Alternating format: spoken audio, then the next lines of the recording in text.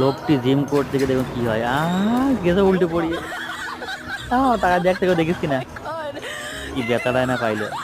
হ্যাঁ, তারপরে এই লোকটি কি হয়, পাশের বাড়ির গন্ডগোল দেখতে গিয়ে তারপরে দেখুন কি হয় লোকটির সাথে। হ্যাঁ, জানলা খুলে দেখতে যাচ্ছে। ওই ঠিক আছে, পাশের বাড়ির ঝামেলা দেখতে গিয়ে দেখুন লোকটা একদম কি বোকা বানলো। পুরো আটা ময়দা পুরো হয়ে দিয়ে বাড়ি মার মার। পরের বাড়ি গন্ড দেখতে যাবি, দে বাড়ি দে মার, তেলি মার।